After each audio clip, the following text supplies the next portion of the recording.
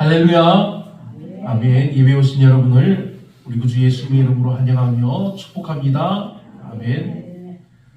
오늘 우리에게 주시는 말씀은 이 세상의 외형은 지나갑니다 라는 말씀입니다. 오늘 본문을 보면 결혼에 대해서 말씀하는 것이 있습니다. 결혼에 대해서 계속해서 말씀을 하다가 갑자기 본문을 보면은 이 세상의 외형은 지나갑니다라고 하면서 이런 말씀이 나옵니다. 제가 이제 유튜브를 보다가 이제 성탄 기획인 한국의 수도원을 가다라는 다큐멘터리를 본 적이 있습니다.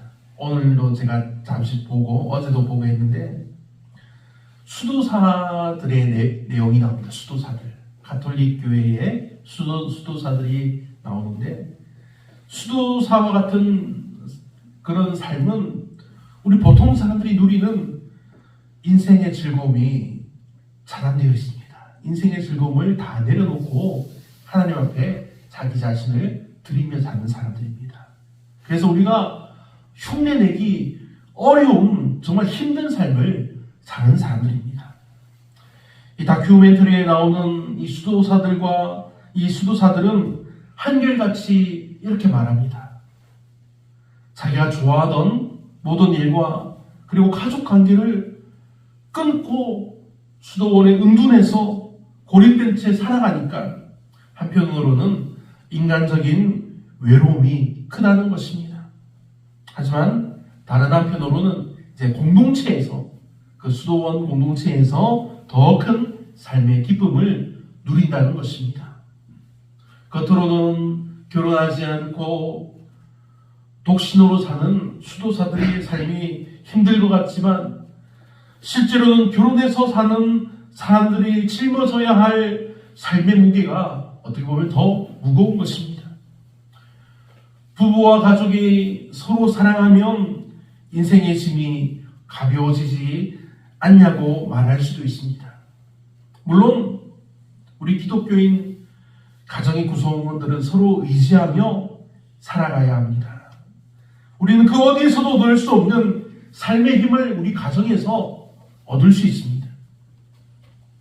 그런데 아무리 사랑하고 인격적인 관계라고 하더라도 우리 사람들 사이에서는 신경 써야 하는 부분들이 많이 있습니다.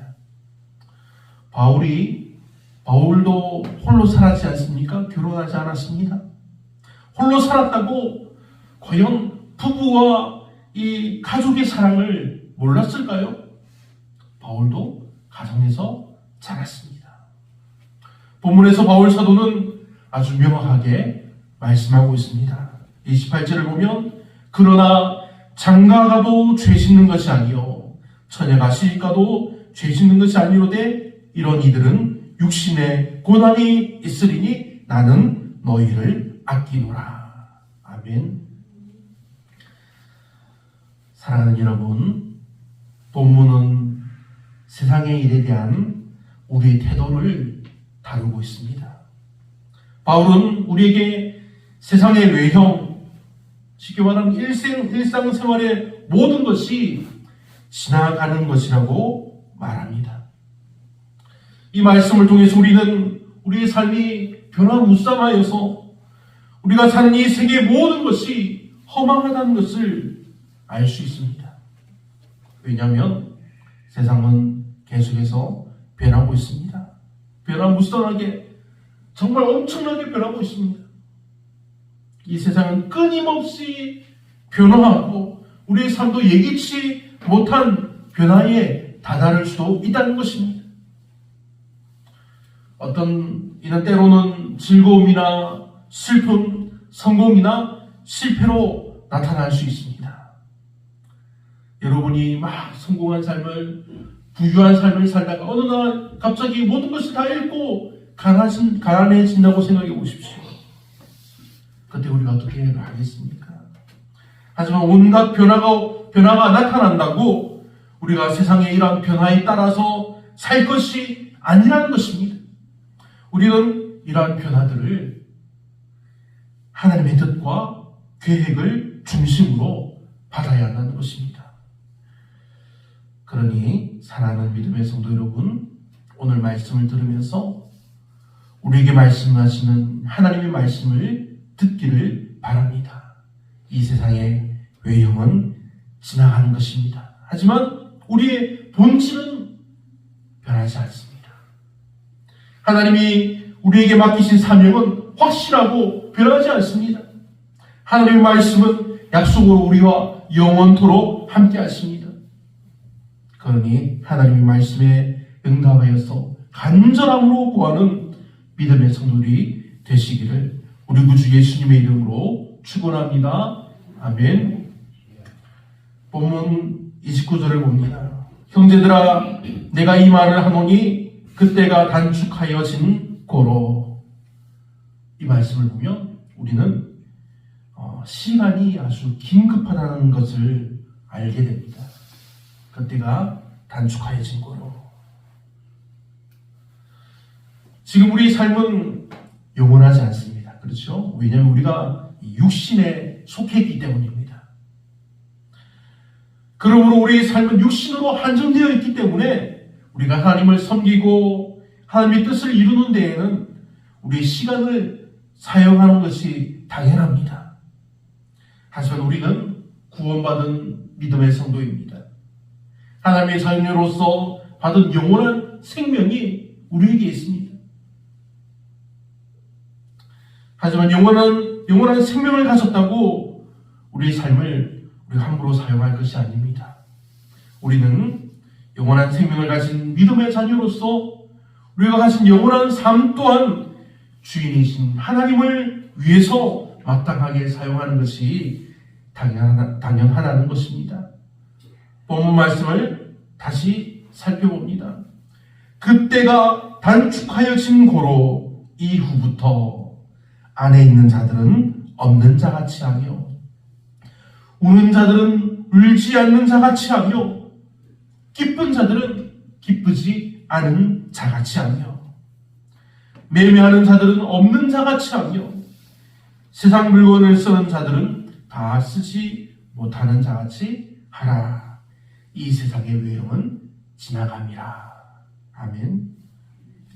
이 말씀의 뜻은 너희가 염려하지 말고 염려할 것이 없이 그렇게 원한다는 하나님의 말씀입니다. 이어지는 말씀을 보아도 이것을 잘 설명해 주고 있습니다. 장가가지 않은 자는 주의 일을 염려하여 어찌하여야 주를 기쁘시게 할까 하되 장가간 자는 세상 일을 염려하여 어찌하여야 아내를 기쁘게 할까 하여 마음이 갈라지며 시까지 아는 자와 처녀는 주의 일을 염려하여 몸과 영을 다 거룩하게 하려 하되 시집간 자는 세상 일을 염려하여 어찌하여야 남편을 기쁘게 할까 하느니라. 그리고 이어지는 35절 말씀을 보면 명확하게 말씀한 것을 볼 수 있습니다. 내가 이것을 말하면 너희의 유익을 위하며 너희에게 올무를 놓으려 함이 아니니 오직 너희로 하여금 이치에 합당하게 하여 흐트리심 없이 주를 섬기게 하려 함이라. 아멘.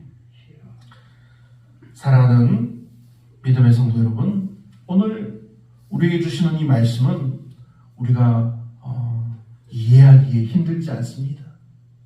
오늘 말씀은 우리에게 올무를 놓아서 잡히게 하는 것이 아니라는 것입니다. 오늘 말씀은 우리의 유익을 위한 하나님의 복 주시는 말씀입니다. 그러니 이 말씀을 듣는 여러분, 오직 이치에 합당하게 하여서 흐트러지지 말고 오직 주님을 섬기기를 간절한 마음으로 축복합니다. 아멘. 본문 30절을 봅니다.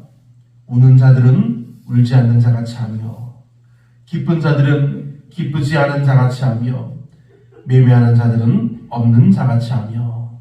본문이 말씀하는 것이 무엇입니까? 유대인들은 아주 옛날부터 이 세상에 종말이 온다는 것을 알고 있었습니다.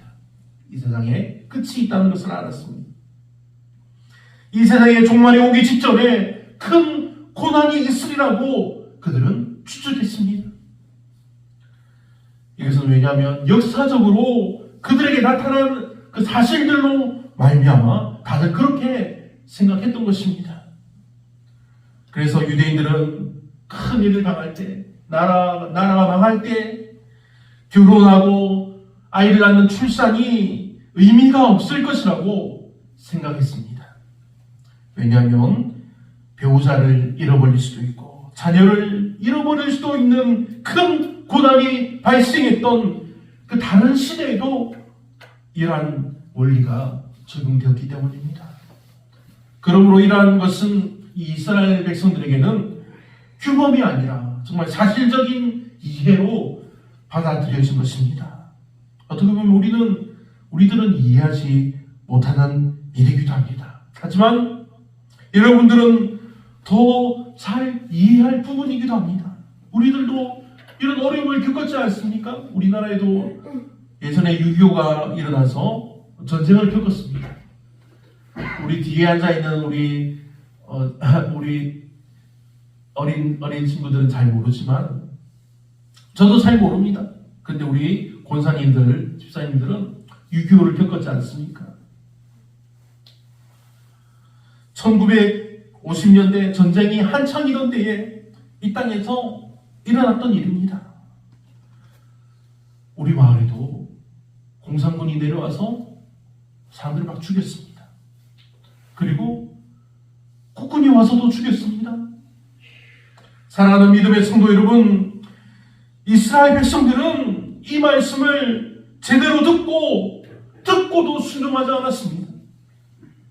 하나님의 백성들을 어느 순간에도 사랑하시고 복 주신다는 이 약속의 말씀인데 이스라엘 백성들은 자신들에게 있었던 예님 이야기로 그냥 당연히 일어났었고 또 지금도 그렇게 될 것이라고 여기고 넘어갔던 것입니다. 하지만 오늘 말씀은 분명히 우리에게 복을 주시기 위하여 하시는 하나님의 약속의 말씀입니다. 우리말 성경으로 본문을 보면 이렇게 기록되어 있습니다. 슬픔이 있는 사람은 슬픔이 없는 사람처럼 지내고 기쁜 일이 있는 사람은 기쁜 일이 없는 사람처럼 살고 물건을 산 사람은 그 물건이 자기 것이 아닌 것처럼 생각하고 이 구절의 말씀은 우리가 세상의 일에 너무 몰두하지 말라고 경고하는 것입니다. 우리의 진정한 집은 어디에 있습니까? 하나님의 영원한 나라에 있습니다. 우리의 삶은 하나님의 영원한 나라에서 오직 하나님을 영화롭게 하는데 우리 목적이 있다는 것을 우리가 알아야 합니다. 사람이 아무리 현명한 사람이고 그리고 거룩한 사람이라고 해도 아니면 악하고 나쁜 사람이라고 해도 사람은 모두 다 감정을 가지고 있습니다. 자신이 가진 이 감정으로 인해서 울고 웃고 슬프고 행복할 수가 있습니다. 하지만 오늘 우리에게 주시는 이 말씀은 우리의 이 감정도 우리가 하나님으로 인해서 기뻐하고 즐거워하기를 원하신다는 것입니다. 그러니 항상 하나님이 우리를 사랑하신다는 것을 기억하시길 바랍니다. 하나님이 우리를 위해서 하나님의 아들을 이 땅에 보내주셨음을 감사하기 바랍니다. 하나님이 보내신 아들 예수님을 우리 죄를 대신해서 죽으시고 부활하셨습니다. 그러므로 우리가 구원의 이름 예수 그리스도를 믿음으로 우리가 구원받았습니다. 구원받은 우리는 변하지 않는 하나님의 자녀요 믿음의 사람입니다. 이 세상은 시간에 따라서 변화하며 항상 달라집니다. 하지만 거룩하신 하나님은 하나님의 약속은 하나님의 사랑은 변하지 않습니다. 왜 그렇습니까? 본문 31절을 보면 이 세상의 형상이 지나가니라. 바울은 이 세상의 모든 것이 일시적인 것을 강조하여 말합니다. 하지만 우리가 받은 진정한 보상은 구원의 은혜입니다. 구원으로 인해 받는 영원한 생명입니다. 하지만 하나님은 우리에게 이 세상의 외형이 변하는 것을 느끼고 알게 하셨습니다. 왜냐하면 우리가 이 세상의 외형이 지나가는 것을 알면 우리는 하나님의 뜻을 이루는 데 더 집중할 수 있기 때문입니다. 그러니 사랑하는 믿음의 성도 여러분, 교회 안에서 우리들의 삶, 우리들의 행동, 우리들의 관계가 영원한 가치를 가질 수 있도록 우리가 더욱더 힘써야 합니다. 우리가 이렇게 힘쓸 때 하나님이 우리에게 더 큰 은혜와 복을 넘치도록 주실 줄로 믿습니다. 아멘. 오늘 우리에게 주시는 말씀은 이 세상의 외형은 지나갑니다입니다. 이 세상의 외적인 것은 지나갈 뿐입니다. 하지만 우리의 진정한 모습은 지나가는 외적인 모습이 아니라는 것입니다. 우리의 진정한 모습은 변하지 않는 하나님의 약속입니다. 구원받은 하나님의 자녀의 모습입니다. 구원받아서 영원히 살게 되는 하나님의 거룩한 사람의 모양입니다. 이것이 어떤 것인지 우리는 아직 제대로 알지 못합니다. 어떠할 것이라고 우리가 짐작하고 어떠할 것이라고 생각하는 것입니다. 하지만 여러분, 우리가 믿는 거룩하신 하나님은 이 세상에 있는 다른 무수한 신들의 이름이 아닙니다. 하나님의 이름은 영원하시고 거룩하신 창조자 여호와이신 하나님입니다. 하나님이 약속하신 것은 하나님의 아들을 우리를 위해서 보내주셨다는 사실입니다. 하나님이 약속하신 것은 예수님을 믿기만 하면 구원을 얻는다는 사실입니다. 하나님의 약속은 예수를 믿고 구원을 얻어서 영원한 생명을 얻는 것입니다. 하나님의 약속은 예수님을 믿는 믿음의 사람들로 교회로 모이게 하시는 것입니다. 하나님의 약속은 영원한 하나님의 나라가 지금 우리 가운데, 우리 교회 가운데 이루어지고 있다는 사실입니다. 그러니 사랑하는 믿음의 성도 여러분, 이 세상의 외형은 지나갑니다. 이 말씀에 아멘으로 응답하시길 바랍니다. 여러분, 이 세상의 외형은 지나가지만 하나님의 영원한 나라는 지금 구원의 약속을 받은 믿음의 사람들인 여러분들 가운데 이루어지고 있다는 사실입니다. 아멘.